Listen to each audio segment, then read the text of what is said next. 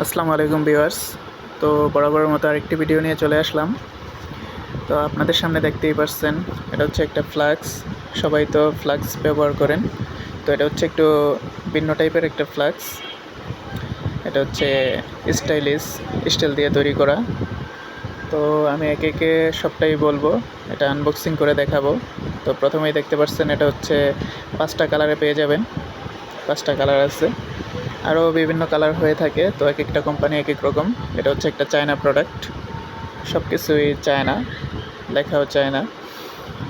তো এটা আমি আনবক্সিং করে আপনাদেরকে দেখাই এর ভিতরের অংশটা। এটা হচ্ছে 500 মিলির একটা ফ্লাক্স। এটা বিভিন্ন সাইজের হয়ে থাকে, 400 মিলি, 500 মিলি, 1000 মিলি এরকম হয়ে থাকে।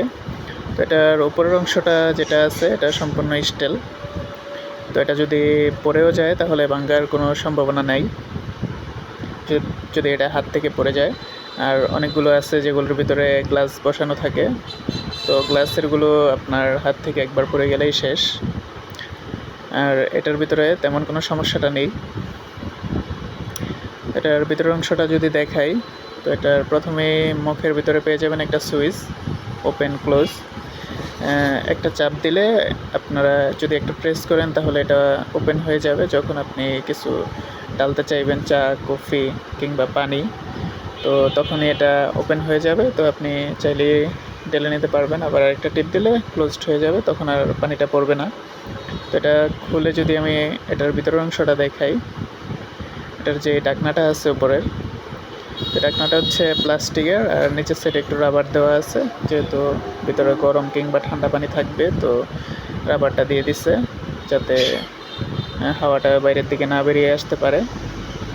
আর ভিতরের অংশটা যদি দেখাই, এখানেও দেখা যাচ্ছে যে পুরোটাই স্টিল, সাইডেও স্টিল, ভিতরেও স্টিল। আসলে এটা ভিতরের সাইডটা স্টিলের না, স্টিল হলে তো আর পানিটা গরম থাকবে না, আর বাইরের সাইডেও গরম হয়ে থাকবে। তো এটার ভিতরের পাশটা হচ্ছে আপনার এরকম একটা কিছু দেওয়া হয়েছে, স্টিল দিয়ে আবার মোড়ানো হয়েছে ভিতরের সাইডটা, কিন্তু ভিতরে একটা অন্য টাইপের কিছু একটা দিচ্ছে, যেহেতু এটার নামটা আমি জানি না। তো এই কারণেই এটা অনেকক্ষণ যাবৎ গরম থাকতে পারে, আর বাইরের সাইডটাও গরম হয় না। তো এটার দিয়ে দুইটা কাজ করা যায়, আপনার ঠান্ডাও রাখা যায়, আবার গরমও রাখা যায়।